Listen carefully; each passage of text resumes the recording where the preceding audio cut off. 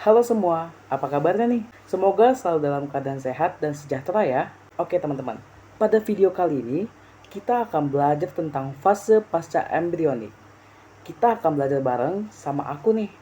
Terus sama Cynthia Dwi, Andrew Halomoan, Hana Salsa, Noval Tanzil, Ega Septia Dwi Rahayu, dan Rafli Haryanto. Oke teman-teman, biar nggak lama-lama, langsung aja yuk kita kenalin dulu nih, apa sih itu fase pasca embrionik. Hai, aku Hana. Di sini aku ingin menjelaskan mengenai fase pasca embrionik. Nah, jadi fase pasca embrionik ini merupakan pertumbuhan dan perkembangan yang dimulai sejak lahir atau menetas hingga hewan itu dewasa.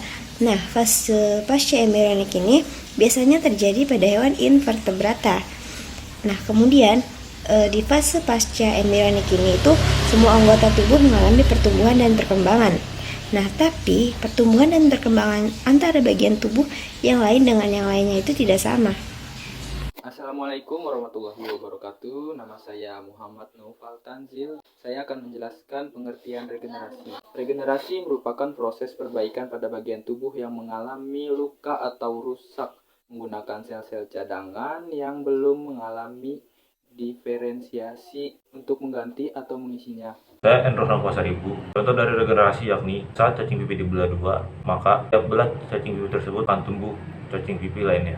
Alasannya, cacing pipih memiliki fragmentasi yang mampu meregenerasi dirinya pada saat terluka ataupun terbelah. Assalamualaikum warahmatullahi wabarakatuh. Saya Dwi Rahayu Putri. Saya di sini akan membacakan materi metamorfosis sempurna. Metamorfosis sempurna atau holometabola adalah proses pada hewan yang mengalami perubahan berbeda di setiap fase tubuhnya. Fase metamorfosis sempurna terdiri dari 4 fase, yaitu fase telur, larva, pupa atau kepompong, dan dewasa. Keempat fase ini memiliki bentuk berbeda. Proses ini dimulai ketika hewan bertelur. Contoh hewan yang mengalami metamorfosis sempurna ada kupu-kupu, semut, lebah, katak, dan capung.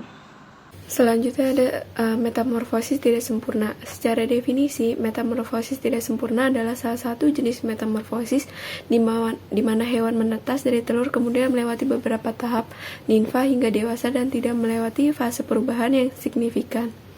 Metamorfosis tidak sempurna yang terjadi pada hewan hanya melalui 3 fase, yaitu fase telur, fase nimfa, dan menjadi dewasa atau imago. Hewan yang mengalami metamorfosis tidak sempurna adalah hewan yang tidak mengalami fase pertumbuhan, kepompong ataupun pupa selama masa pertumbuhannya. Karena tidak melalui fase pupa atau kepompong, maka bentuk tubuhnya sejak menetas pun tidak jauh berbeda dengan tubuh saat dewasa. Contohnya seperti kecoa, jangkrik, capung, dan belalang. Assalamualaikum warahmatullahi wabarakatuh. Nama saya Cinta Agustin. Di sini saya akan menjelaskan tentang perbedaan metamorfosis sempurna dan metamorfosis tidak sempurna. Untuk metamorfosis sempurna, yang pertama itu akan mengalami 4 tahap perkembangan biologis. Yang pertama ini ada telur, larva, pupa, serta dewasa. Sementara di metamorfosis tidak sempurna akan hanya mengalami 3 siklus hidup. Yang pertama itu ada telur, nimfa, dan dewasa. Nah, untuk yang kedua, kalau di metamorfosis sempurna akan mengalami fase kepompong, sedangkan di metamorfosis tidak sempurna itu tidak akan mengalami fase kepompong, melainkan langsung menjadi nimfa. Nah, kalau misalnya telur yang dihasilkan dari metamorfosis sempurna itu pas menetas, anakannya akan berbeda dari induknya gitu, tidak mirip dengan induknya. Sedangkan kalau metamorfosis tidak sempurna, telur yang menetas akan menjadi versi mini dari induknya. Dengan kata lain, anakannya itu bakal mirip sama induknya. Assalamualaikum warahmatullahi wabarakatuh. Sebelumnya perkenalkan, nama saya Muhammad Rafli Haryanto. Di sini saya akan menjelaskan hormon yang berpengaruh. Tiroksin dan triodotironin dihasilkan oleh kelenjar tiroid yang dikendalikan oleh TSH atau thyroid stimulating hormone. Sekian, terima kasih. Oke teman-teman, semua materi tadi udah dijelasin nih sama kelompok 5. Seru banget ya. Dari penjelasan tadi, kita dapat simpulkan kalau fase pasca embrionik adalah pertumbuhan dan perkembangan yang dimulai dari sejak lahir atau menetas hingga hewan itu dewasa, teman-teman. Dan fase pasca embrionik itu dibagi jadi dua, ada regenerasi dan metamorfosis.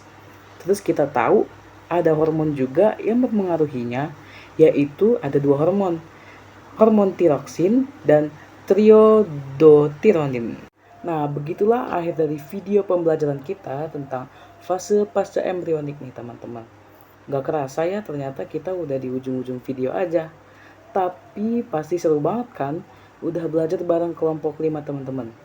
Kami harap teman-teman setelah nonton video kami, teman-teman jadi makin paham tentang apa itu fase pasca embrionik, teman-teman. Saya juga mewakili kelompok 5. Apabila ada kata yang kurang berkenan dalam hati teman-teman yang kami sampaikan tadi, kami mohon maaf sebesar-besarnya ya, teman-teman. Oke, sekian. Terima kasih atas perhatian teman-teman. Sampai jumpa di lain kesempatan. Dah.